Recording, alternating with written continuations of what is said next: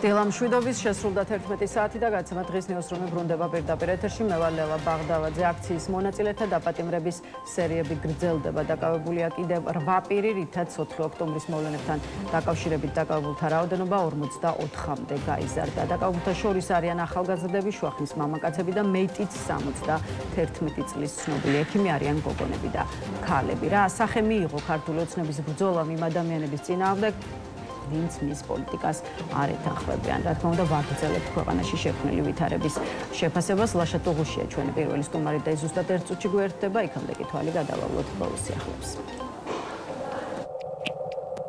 შინაგან საქმეთა სამინისტროს თანამშრომლებმა 4 ოქტომბერს თბილისში განვითარებულ მოვლენებთან დაკავშირებით კიდევ ერთი პირი დააკავეს. უწყების ცნობით ამ დროისთვის ჯამში დაკავებულია სულ 45 პირი.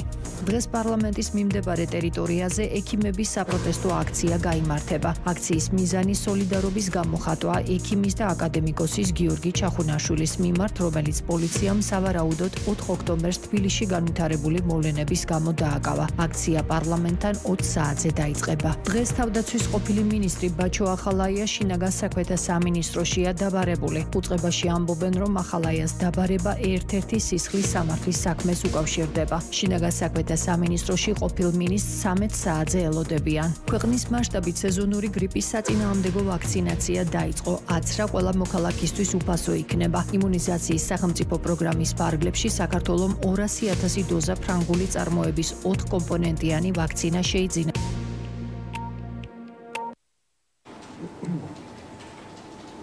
მაშას ეს არის დღის ნიუსრუმი. კიდევ ერთხელ მოგესალმებით და წარმოგიდგენთ ჩვენს პირველ სტუმარს, ლიბერალური აკადემიის ხელმძღვანელი ლაშა ტუღუშია ჩვენთან და გამარჯობა ბატონ ლაშა და მადლობა რომ გვესწრებთ. მადლობა მოწვევით.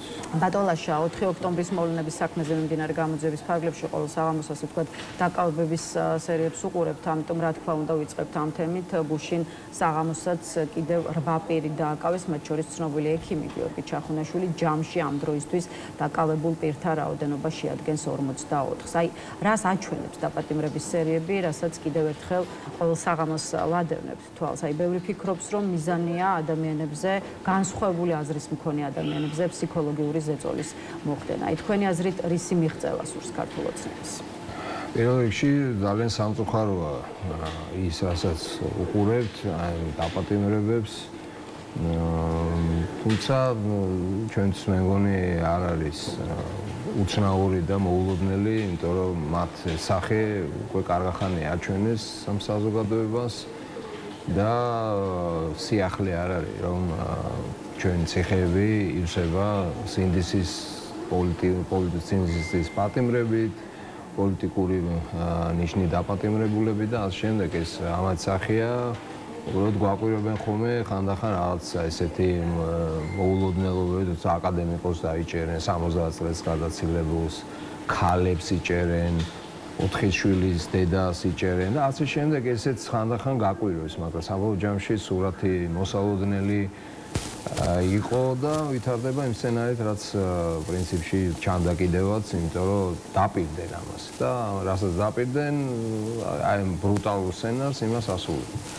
რა თქმა უნდა, ხა ეს არსენალი ცნობილია, როდესაც რაღაცა გუნდი, ჯგუფი პოლიტიკოსების აშენებს ავტორიტარისტულ, ტოტალიტარისტულ დიქტატურას, ისინი ამ გზით მიდიან და ისინი ცდილობენ დაშინებას, გაჩუმებას, მორგებას საკუთარ ინტერესებზე. მუშაობს ეს დაშინების, გაჩუმების მცდელობა ადამიანებზე. ეს პროცესი ჩაახშობს თუ გაზრდის გაბრაზებული ადამიანების რაოდენობას ქართულ ოცნებასთან მიმართებაში და მეორე მხრივ, ხა რაც უფრო მეტ ადამიანს დააპატიმრებენ, მით მეტად ფართოვდება, ხო, ერთგვარად იმ ადამიანთა წრე, რომელთა ძმები, მამები, ოჯახის სხვა წევრები, ახლობლები, ნათესავები, ესე ვთქვათ, იქნებიან ციხეებში პროტესტის გამოხატვის გამო.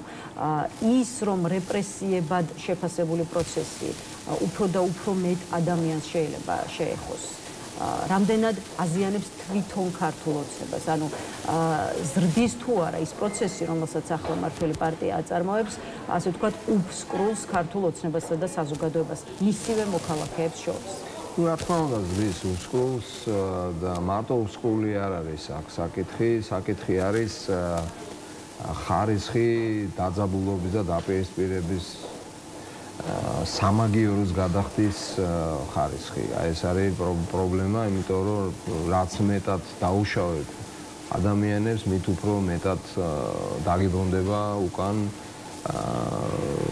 მსგავსი ემოციი და მსგავსი დამოკიდებულებით ის ბუმერანგის ეფექტი, რომელიც აუცილებლად ასე ვთქვათ იმუშავებს რა.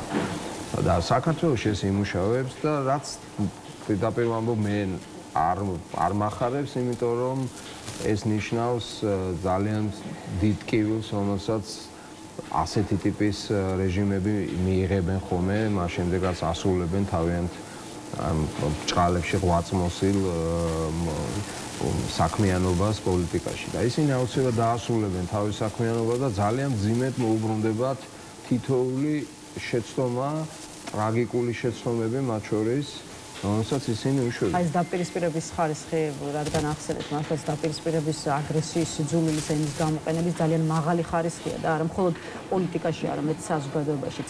ვისზე მოდის პასუხისმგებლობა პოლარიზაციის ასეთ რთულ სურათზე, მხოლოდ ქართულ ოცნებაზე? რა, ქართული ოცნება ვინაიდან არის მთავარი მოთამაშე აი ამ პოლიტიკურ ვაქხანალიაში, ცხადია მათზე მოდის ძირითადი პასუხისმგებლობა.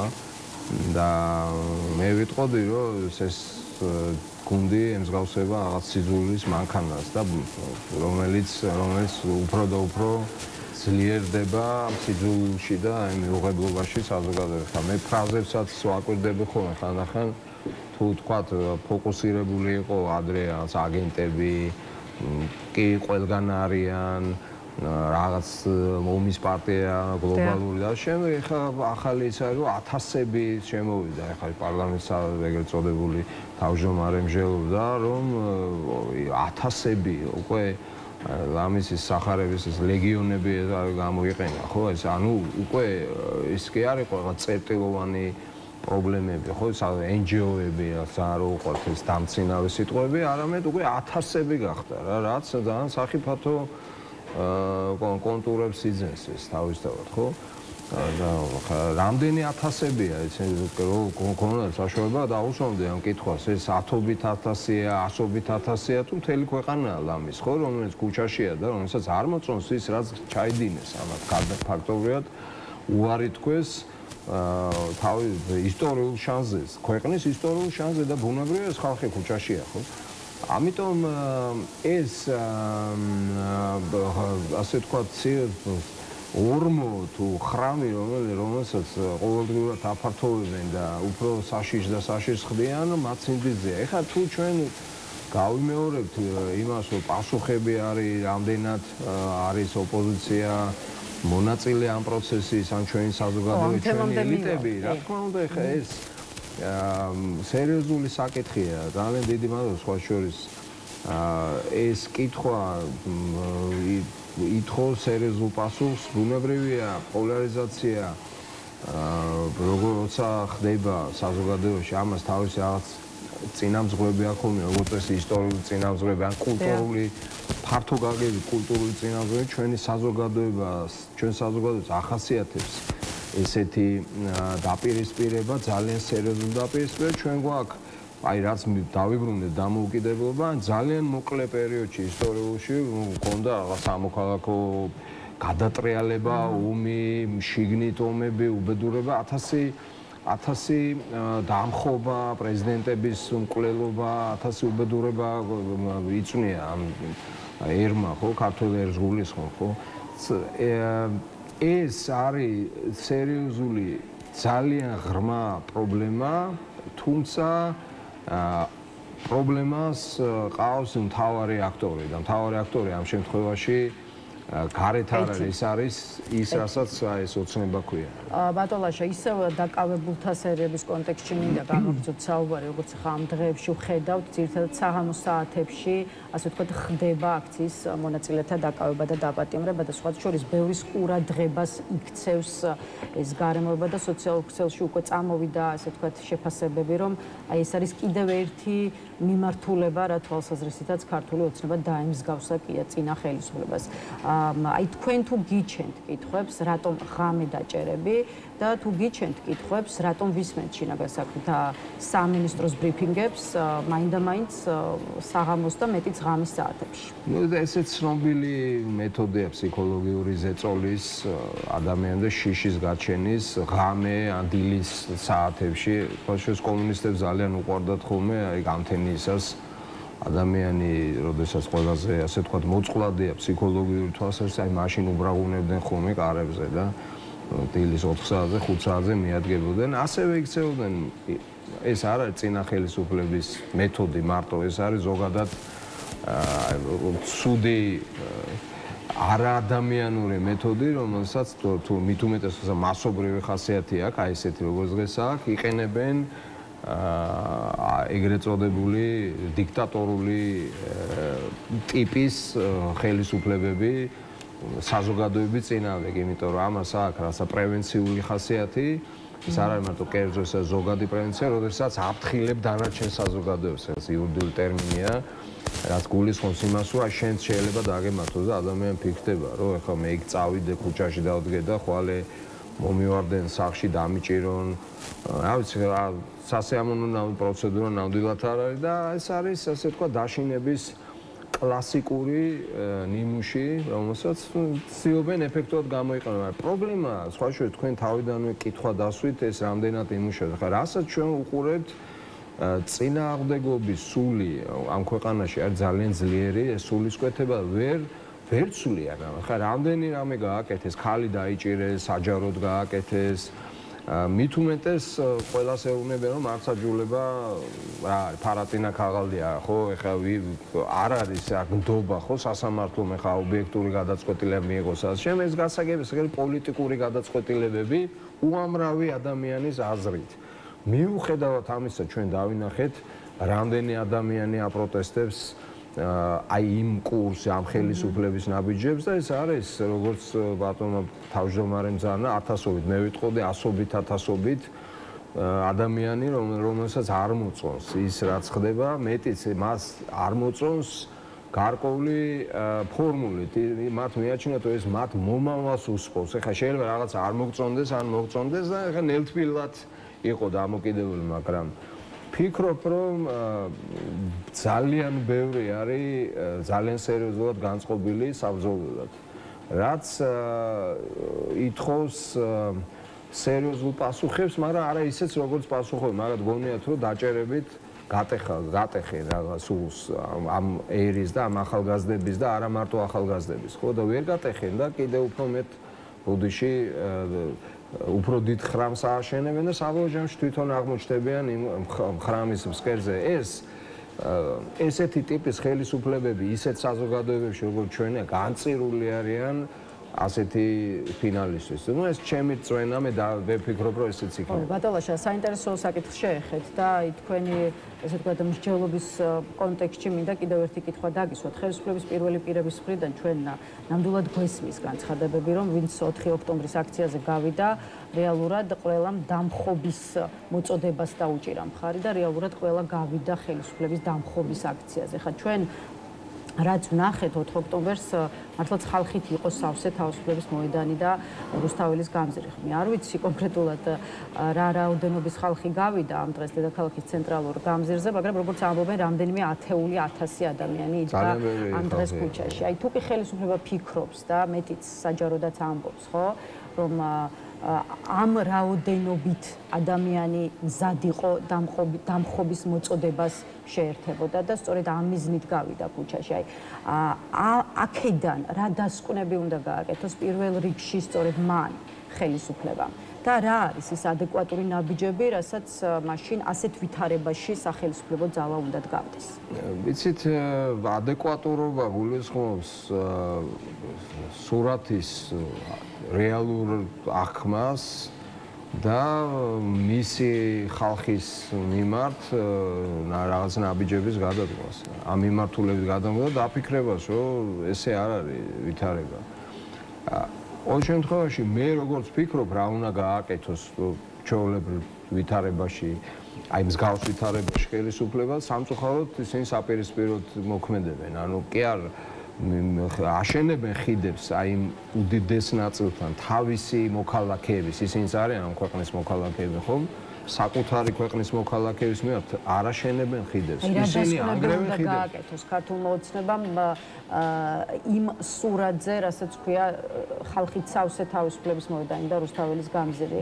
აი ფიქრობთ რომ ეს სურათი ქართულმა ოცნებამ ზუსტად ისე დაინახა, როგორც შეიძლება იყოს სინამდვილეში, რომ ამდენი 1000 ადამიანი ხარს უჭერს მის წასვლას ხელისუფლებას. იცით რა, ძალიან კარგად იციან რომ ესეა, იმიტომ რომ ისინი ზომავენ, ხა რას აქვეყნებენ მათ მიერ გაზომილს ეს ერთია, მაგრამ რეალურად სურათი მათ აქვთ მაგიდაზე, დარწმუნებული ვარ და ძალიან კარგად იციან როგორია მხარდაჭერა საზოგადოების და ის მათი ასე ვთქვათ ლოზუნგები, გამართლება იმისა თუ რას აკეთებენ, ახლა მთელი სოფლიო გადაიკიდეს ну ვიღაცაზე შეიძლება მუშაობს და ვიღაცა ჯერა, ან ვიღაცა ვითომ ჯერა, იმიტომ რომ სამსახური იშოვა, რაღაცა ქნა ფული აქვს და რაღაცა მექანიზმებით ისინი იკავებენ ამ ბუფერს თავის ირგვლივ გარკვეული მხარდაჭერების, მაგრამ უდიდეს უმრავლესობას ეს არ მოწონს, გასაგებია და ძალიან კარგად იციან.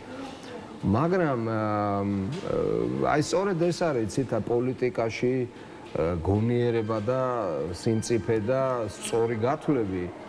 როდესაც შენ კი არ ფიქრობთ 5 წუთი და 10 წუთით, არამედ საშუალო და გრძელვადიან პერსპექტივაში უყურებ და მით უმეტეს ხვდები შენი ნაბიჯები რას გამოიწვევს ზოგადად როგორც ქვეყნისთვის, ასევე შენთვის პირადად, მაგრამ ვერ ვიტყვი რომ ესენი ამას კარგად აცნობიან. კი ხვდებიან რაც ხდება, მაგრამ ვერ ხვდებიან თავარს. ესე ვერ ხვდებიან რა იქნება გარკვეული დროის შემდეგ, როდესაც ასეთ პოლიტიკას ატარებ. აი რა იქნება, რა ფინალს უწინასწარმეტყველებთ მაშინ ასეთ სიმბოლურად მე გეტყვით ესე, მე ზოგადად ვარ აბსოლუტურად უცოდო, მე მშვიდობიანი რეფორმების მომხრე, მშვიდობიანი ტრანსფორმაციების მომხრე და ფიქრობ, რომ ის ხალხი მიუხედავად ეს ტერმინი იყო, ის ძირითადი ნაწილი სიმბოლურად გამოუტანა განაჩენი მათ. ანუ სიმბოლური დატვირთვა ქონდა ამას და არა რეალურად რაღაცა ესეთი ჩანაფიქრი იყო, იმიტომ რომ ჩვენ მუდმივად ვიყავით ამ მშვიდობიანი დიდი ხანია ყოველ შემთხვევაში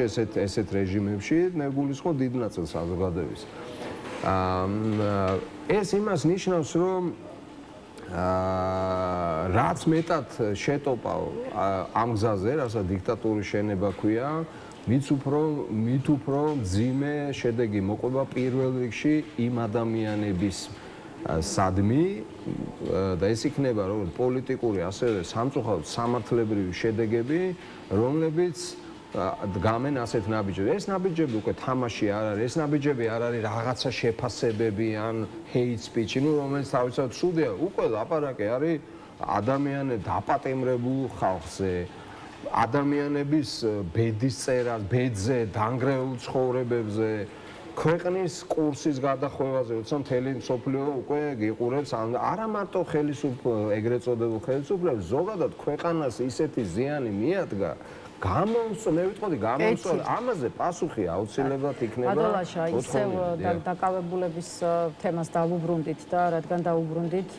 კიდევ ერთ კითხვას დაგისვათ. აი მაგალითად ნული თანაგრძნობა ასეთი პოლიტიკა აქვს, თუ არ ვიცი, ხედვა აქვს უშუალოდ საქართველოს პრემიერ-მინისტრ ირაკლი ყობახიძეს ათონელის სასახლესთან განვითარებულ მოვლენებში მონაწილე პირებთან მიმართებაში. აი მისი პოზიცია რამდენად უნდა განვაზოგადოთ და ვთქვათ, რომ სავარაუდოდ იგივე იქნება შინაგან საქმეთა სამინისტროს თუ სასამართლოს, ასე ვთქვათ, პოლიტიკაც და ზოგადად, აი როცა პრემიერი აკეთებს განცხადებას, რომ აქციაში მონაწილე პირების მიმართ, ამ შემთხვევაში ათონელის სასახლესთან განვითარებულ მოვლენებში მონაწილე პირების მიმართ უნდა იყოს ნულოვანი თანაგრძნობა.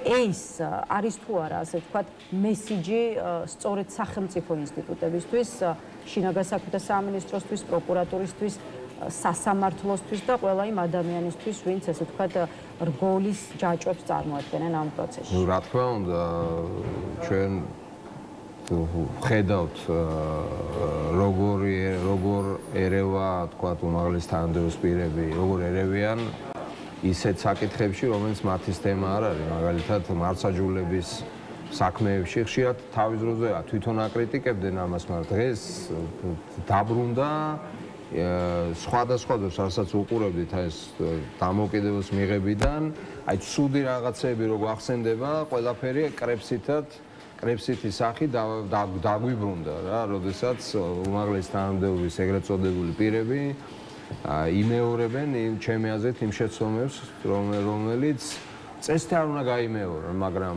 ის კურსი ვიმეორებ, რომელიც აირჩიეს გულისხმობს რას, რომ სასამართლოს უნდა უკარნახო, შინაგან საქმეთა სამინისტროს პოლიტიკური ნიშნით უნდა უკარნახო, პროკურორს უნდა უკარნახო და ასე შემდეგ, ყველას უნდა მედიას უნდა უკარნახო, უმაღლესი სასწავლებლის პროფესორებს უნდა უკარნახო, რაზე იმსჯელონ და რაზე არ უნდა იმსჯელონ.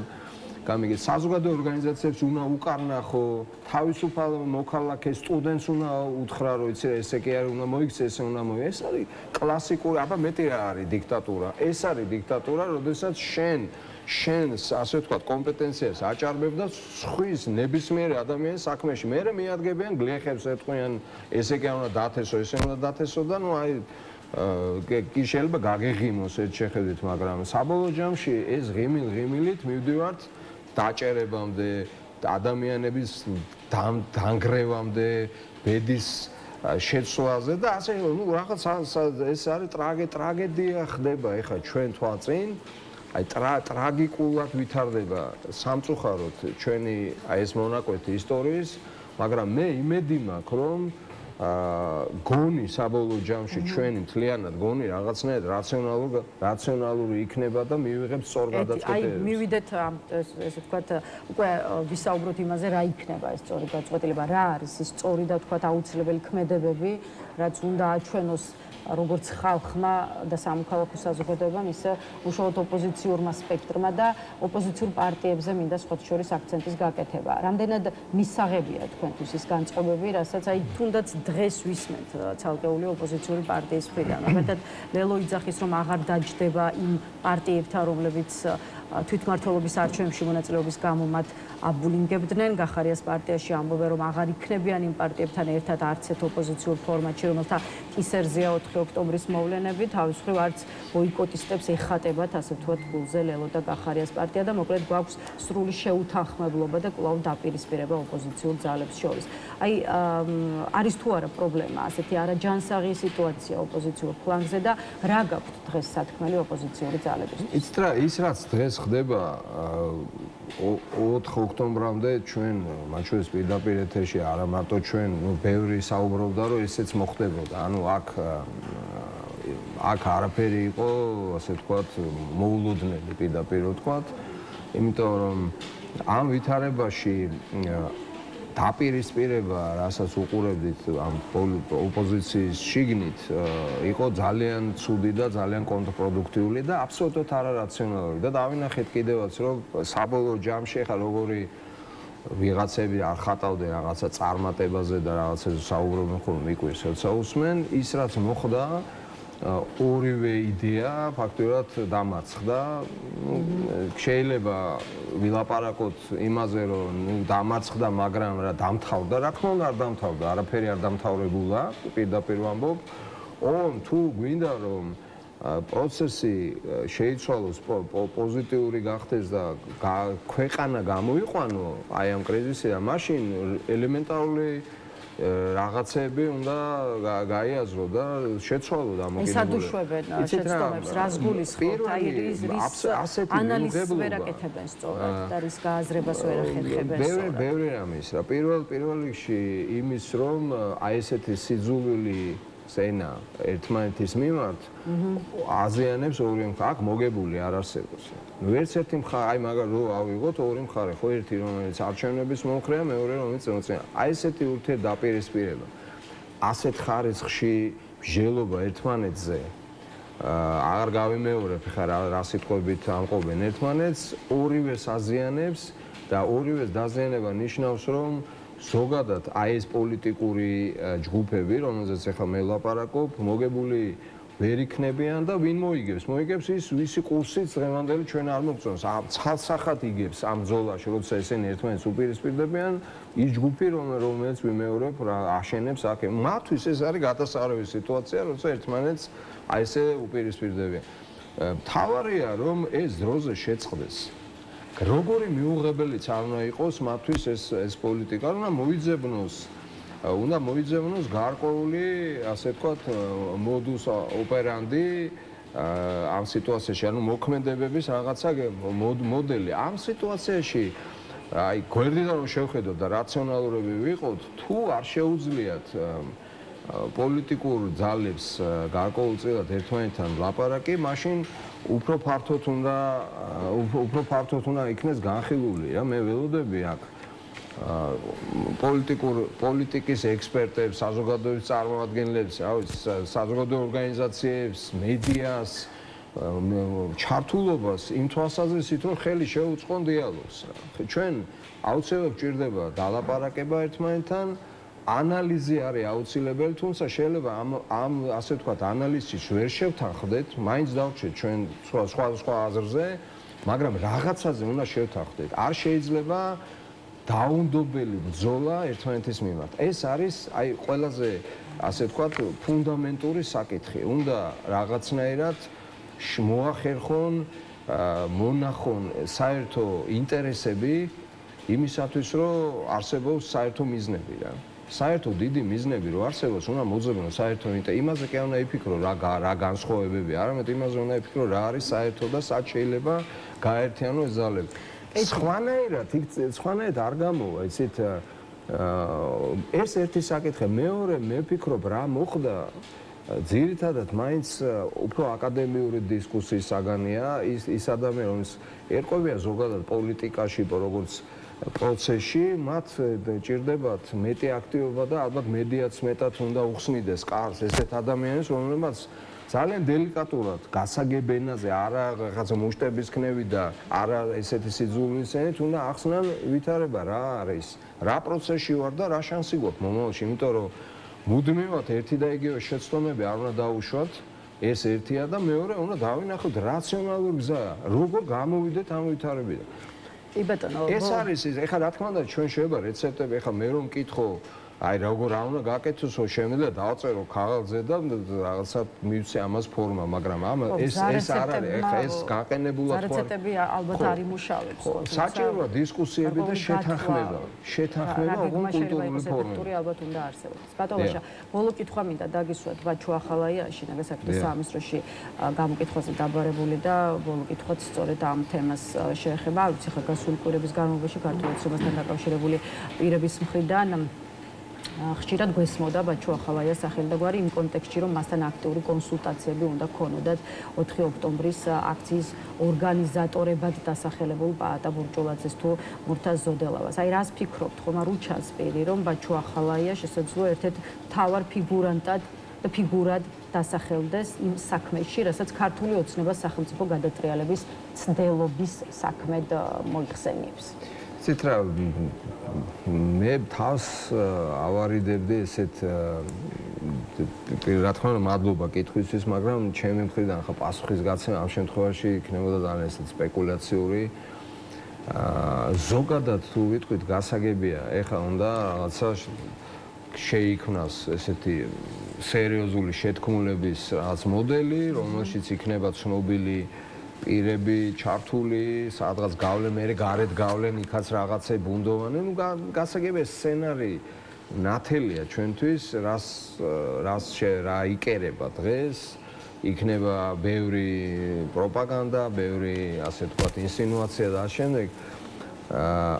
ამ პირობებში მე ბოლო კითხვა და ბოლოს ვიტყოდი, რომ სამწუხაროდ მე ველოდები ზოგადად რო გითხრათ, კიდევ უფრო მეტ ესკალაციას, მეტ დამძიმებას სიტუაციის, მეტ გართულებას, იმიტომ რომ ის ლოგიკა, პოლიტიკის ის ლოგიკა, რასაც ეს ასე ვთქვათ მართველი გუნდი ატარებს, ნებისმიერ შემთხვევაში ამას გულისხმობს და ბევრად უფრო მძიმე ნაბიჯები იქნება გადადგმული და ვიმეორებოდი რა თქმა უნდა ამას პასუხები სამწუხაროდ მოყვება აუცილებლად. მადლობა ბატონ ლაშა იმისთვის რომ დაგვითმეთ დრო და იყავით ჩვენი სტუმარი ლაშა ტუღუს დამშვიდობებით. ახლა რეკლამის შემდეგ კიდევ ერთი სტუმარი პარტია ფედერალისტების ერთ-ერთი ლიდერი თენგო კირთაძე შემოგვიერთება, ასე რომ დაგვაკვირდეთ.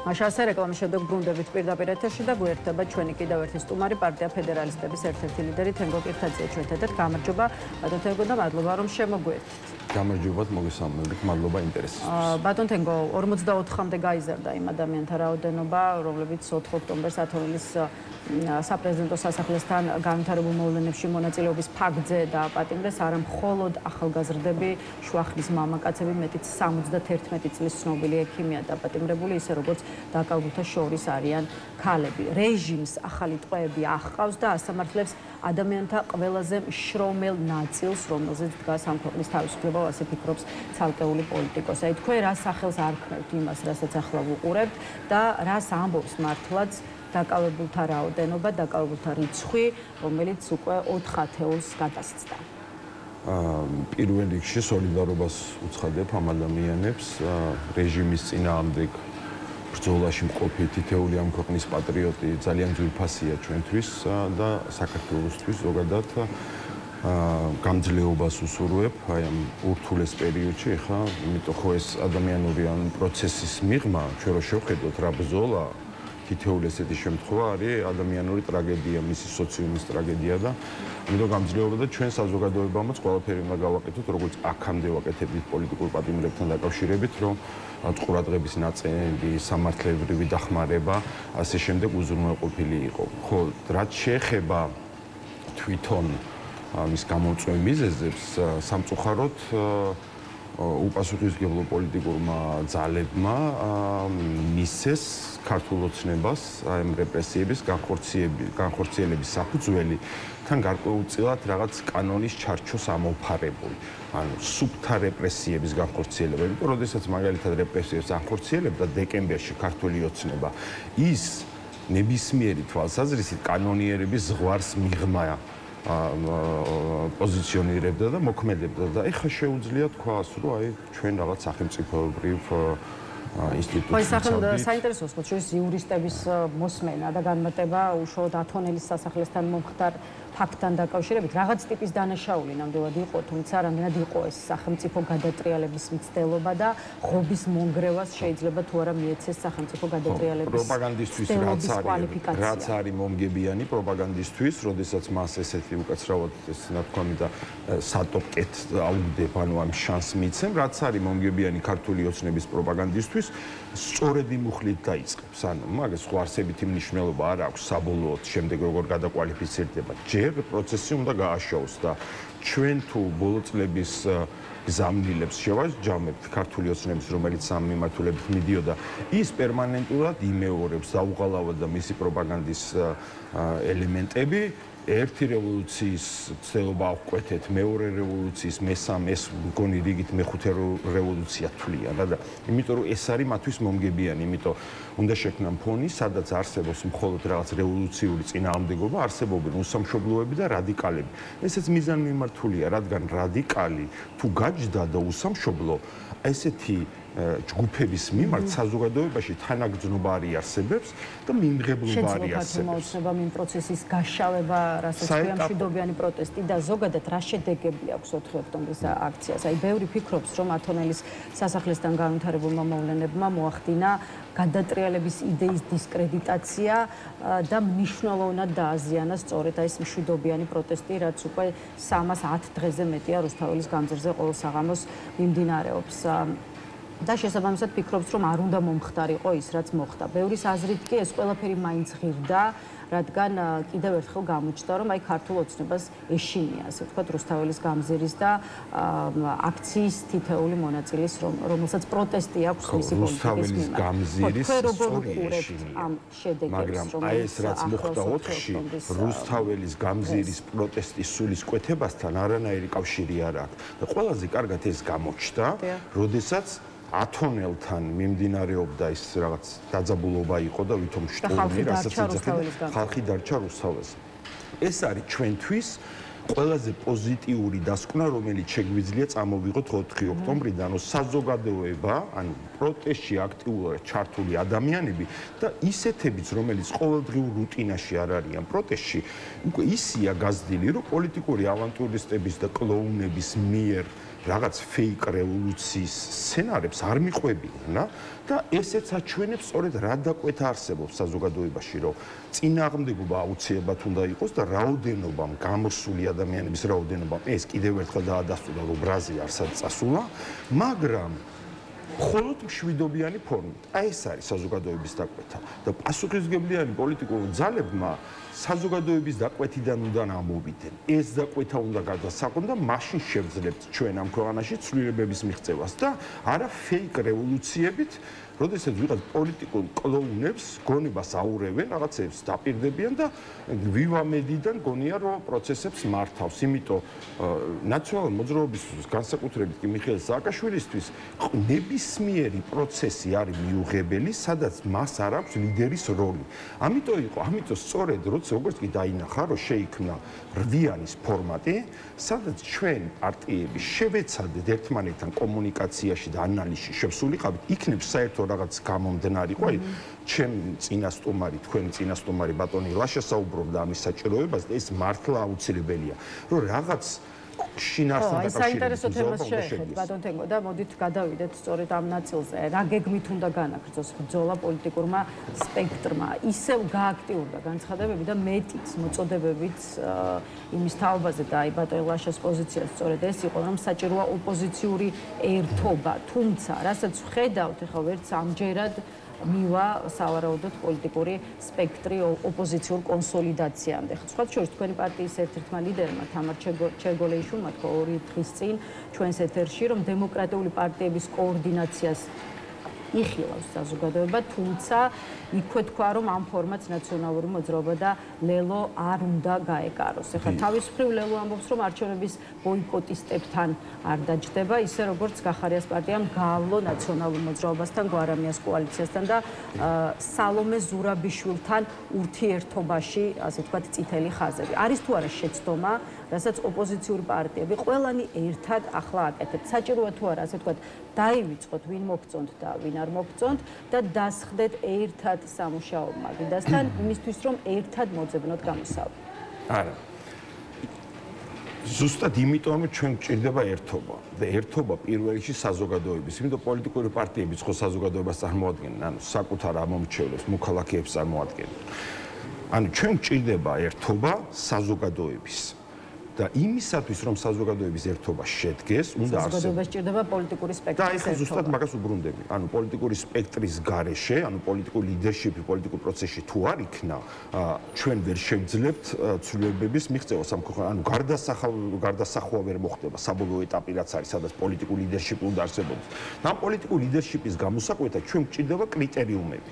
და კრიტერიუმი შეიძლება იყოს შემდეგი, რაც არის ერთი პროტესტის დაკვეთა, რომ ჩვენ ხალხი არ იბრძვის იმისთვის, რომ პერსონა A შეიცვალოს პერსონა B-ი. ადამიანები იბრძვიან სისტემური ცვლილებებისთვის, ანუ არ უნდათ ოლიგარქია და სიმახინჯე და არ უნდათ ერთპიროვნული მმართველობა. ზუსტად ის, რასაც განასახიერებს მოძრაობა, წამყვანი ოპოზიციური პარტია, როგორ წარმოგიდგენიათ ახლა? ძალიან მარტივად, ძალიან მარტივად. ოპოზიციური სპექტრის პოზიციონირება პოლიტიკურ ველზე თავარი ერთ-ერთი მთავარი ოპოზიციური ძალა. ის ძალა, ანუ ნაციონალური მოძრაობაც ხო ჩვენ ხო დავინახეთ 2024 წლის არჩევნებში რაც მოხდა. ნაციონალური მოძრაობის უკან ბევრი ამომრჩეველი მხოლოდ იმიტომ იდგა, მე ხომ უკაცრავად და მიშას ფანობაზე არ ვლაპარაკობ, ერთი კატეგორია ხო არის ადამიანების ვისთვის ის სულიერი ლიდერია და საერთოდ არ აინტერესებს პარტია რაზე ლაპარაკობს, მე ვლაპარაკობ მის ამომრჩეველზე. ის 500,000 ამომრჩეველი ყავდა ხმას რო აძლევდა. ისე ნაციონალური მოძრაობის მხარდაჭერები კი არ არიან აუცილებელი. ისინი გადანაწილებიან ყველა იმ პარტიაზე, სადაც დაინახავენ ძალას და პირველი ესეთი უკვე ინდიკატორი გამოჩნდა 2024 წლის არჩევნებში, როდესაც კოალიცია ცვლილებებისთვის მოუგო გაყალბებული არჩევნებითაც ნაციონალურ მოძრაობას და წაართვა საკუთარი ამომრჩევების ნახევარი. ამიტომ აუცილებელი არის წყალგამყოფი არსებობდეს დემოკრატიულ და არადემოკრატიულ ოპოზიციურ ძალებს შორის. არადემოკრატიულ ოპოზიციურ ძალებში, აი თქვენ რო თქვით, რომ ქალბატონმა თამარმა უკვე დაასახელა, დიახ, ნაციონალურ მოძრაობა და ლელო გახარიას უბრალოდ არ მახსენებთ, იმიტომ რომ ამომრჩეველი უკვე ვერანაირ ოპოზიციურ ერთობას ვერ ნახავს ქართული საზოგადოება ვერც ამჯერად. ერთობას ნახავს ზუსტად იმის ერთობას ნახავს, რომელიც ჭირდება, დემოკრატიული ძალების ერთობა ჭირდება და ამაზე ვმუშაობ. ასე ხედავთ თქვენ, თუმცა ასე როგორ რამდენად დაინახავს სწორედ ის ამ პროცესს ქართული საზოგადოება ქართული საზოგადოება გამის ქართული საზოგადოებიდან მოდის ეს სოციოლოგიური გამოკითხვები 4 ოქტომბერს აჩვენა რომ ეს დაკვეთა აქვს ქართულმა საზოგადოებამ 5 ოქტომბერს აჩვენა იმიტომ არ შეეშინდა რეპრესიების და რუსთაველის გამზერი ისევ გადაკეტა და გავიდა იქ თავისი სოლიდარობის საჩვენებლად ქართული საზოგადოება გაცილებით წინ არის, ვიდრე მისი ჩამორჩენილი პოლიტიკური კლასი. სხვათა შორის სამოქალაქო საზოგადოება იზრდება და ფეხს ვერ უწყობს სამწუხაროდ პოლიტიკური კლასი. ჩვენ ჭირდება პოლიტიკური ელიტის გამოცვლა ამ ქვეყანაში და საუკეთესო კრიტერიუმი არის მისი დემოკრატიულობა. იქნება პოლიტიკური გუნდი დემოკრატიული, ექნება მას შანსი ამ პროცესში. აი სოციოლოგიური გამოკითხვები მუდმივად აჩვენებს, რომ საზოგადოების დიდ ნაწილს და მზარდია ხო ეს მაჩვენებელი არ მოსწონს სახელმწიფო პარტია, მაგრამ ამავე დროს არ მოსწონს ოპოზიცია და საკმაოდ მაღალია იმ ამორჩევლების, ასე ვთქვათ, პროცენტული მაჩვენებელი, ვინც ამბობს, რომ მათ შეხედულებებთან არც ერთი პარტია არ დგას. აი, რატომ გვაქვს მუდმივად ამორჩევლებს გულისხმობ, მათ შორის ჩემ თავსაც, რატომ გვაქვს მუდმივად შთაბეჭდილება, რომ ვერც ერთი პარტია ვერ გამოხატავთ ჩვენი საზოგადოების ინტერესებს. აი, ხომ არ შეიძლება მიზეზი იყოს სწორედ ის ერთ-ერთი მიზეზი იყო სწორედ ის, რომ აი მუდმივად დაპირისპირებას, დაგსაქსულობას, ამასთან არ დავჯდები, იმას არ დაველაპარაკები, აი ამ სურათს ვხედავთ ოპოზიციურ ველზე. ხო, ეს უფრო რაღაც მედიური რეალობაა, რაც მიეწოდება საზოგადოებას. აი თქვენ კითხვიდანაც ზუსტად კიდევ ერთი დასტური თუ რამდენად არის საზოგადოება გაზრდილი, იმიტომ ეს სწორი შეფასებაა საზოგადოების. ანუ ერთის მხრივ ჩვენ არ მოგწონს რეჟიმი, მაგრამ ჩვენ უკვე არ ვართ ის ხალხი, რომელიც ოღონდ ესწავიდეთ და ნებისმიერს მივიღეთ. ანუ გავიდა უკვე ამ პრიზმიდან ქართული საზოგადოება 20 წლის წინ კიდე სხვანაირად აზროვნებდა. დღეს მას ჭირდება ალტერნატივა. და სწორედ აქ შემოდის მეორე დაკვეთა დემოკრატიულობის, ანუ არა ოლიგარქიული მმართველობის, არა ერთპიროვნული მმართველობის და ის პარტიები, რომლებიც შეძლებენ ამ ფუნდამენტური შინაარსის ირგვლივ გარკვეულ ერთობის შეკვრას, ისინი იქნებიან ამ პროცესის პოლიტიკური ლიდერშიპში. სწორედ ამაზე მიდის მუშაობა და ამიტომ როცა თქვენ ამბობთ, რომ ნაციონალური მოძრაობის როლი აი როგორ მოხდება, ნაციონალურ გეტყვით როგორც მოხდება, ნაციონალური მოძრაობა გაირიყება ამ პროცესიდან როგორც არადემოკრატიული პარტია და ნაციონალური მოძრაობა განულდება. მას დარჩება 2000 ნიშისტი. დაახლოებით ეს სცენარი მოხდება. ესეც იმიტომ შემიძლია ამ პროგნოზის გაკეთება, იმიტომ რომ ხედავ ამ პროტესტის ყოველდღიურობაში სად არის ქართული საზოგადოება. მას უკვე არც ბელადები ჭირდება, არც მომატყუე, არც 4-ში დავიწყებ, 4-ში დავამთავრებ დამპირდი სიგიჟე.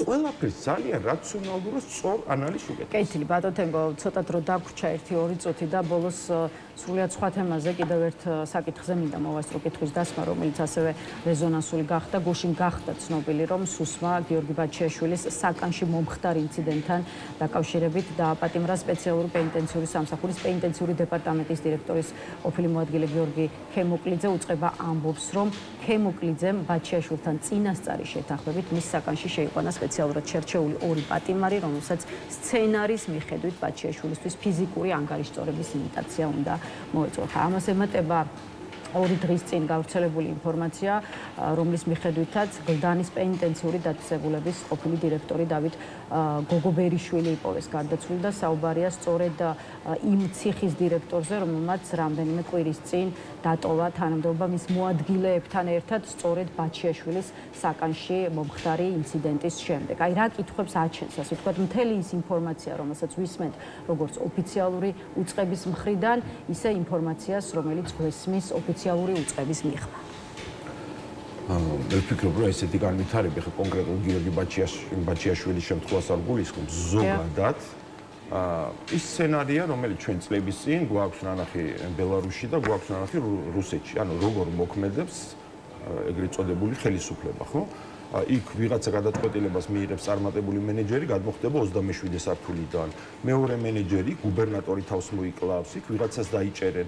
ეს არის ანუ სწორედ იმ განუკითხაობის და ქაოსის შედეგი, რაც შექმნა ბიძინა ივანიშვილმა და ეხა საერთოდაც არ მიკვირს, რომ სუდებს შორის საუკეთესო მისთვის სასარგებლო ვერსია ირჩია, რომ თითქოს გიორგი ბაჩიაშვილმა შეთქმულება დადგა, იქ ვიღაცები მოისყიდა ეს სცენარი, რომ რაღაც დამატებითი ქულები ჩაეწერა თავისუფლებისთვის ბრძოლაში და რეჟიმის მსხვერპლად წარმოეჩინა თავი. მას რეჟიმის მსხვერპლად თავის წარმოჩენა არ ჭირდება, ხო? ანუ სპეცოპერაციის შედეგად საერთაშორისო დანაშაული ჩაიდინა ბიძინა ივანიშვილის რეჟიმმა, როცა გიორგი ბაჩიაშვილი სამართლებრივი საფუძველის გარშე მოიტაცა. ანუ გიორგი ბაჩიაშვილი ისედაც არის რეჟიმის მსხვერპლი. რა თქმა უნდა. ანუ საერთოდ არ ჭირდებოდა დამატებით ეს. აქედანაც ჩანს, ხო, ნუ რაღაც არასწორად განვითარდა იქ, ჩვენ ხო არ ვიცით, ან დეტალებზე სპეკულირებას ვერ დავიწყებ. და შემდეგ ეხა როგორც თორნიკე რიჟვაძის შემთხვევაშია, რომ ადამიანი თავს იკლავდა, თურმე ყველაზე წარმატებული, ერთ-ერთი ყველაზე წარმატებული ქართული ოცნების მენეჯერი იყო, ყველა მისი მეგობარი იყო, აჭარიდან დაწყებული პოლიცაბჭოს დამთავრებული და მასთან ერთად ფოტოს გადაღება ყველას უნდოდა, დღეს არავინ არ საუბრობს. ამ შემთხვევაზეც ხო არავინ არ საუბრობს. ანუ გაირჩა ვიღაცას დაიჭერენ, ღობესთან იდგა 15 მეტრის დაშორებით. ანუ სიახლოვის გამო შეიძლება ვიღაცა დაიჭერონ და სუსი ბრიფინგზე უწყნის ამ მოვლენას, სადაც დანაშაულის ნიშნებიც არ არის. და ეხლა რა ერთ-ერთი ყველაზე მნიშვნელოვანი ფიგურა თავს იკლავდა და არაფერი არ ვიცით, ხო და იგივე ხდება გიორგი ბაჩიაშვილის შემთხვევაში. მადლობა ბატონ თენგო იმისთვის რომ იყავით ჩვენი სტუმარი და დაგვითმეთ თქვენი დრო. ფედერალისტების ერთ-ერთი ლიდერი თენგო კირთაძე პასუხობდა ჩვენს კითხვებს. დღის ნიუსრუმი ამით დასრულებულია ჩვენი სამუშაო კვირაც შესაბამისად ერთმანეთს ორ შაბათიდან შევხვდებით. ნახვამდის.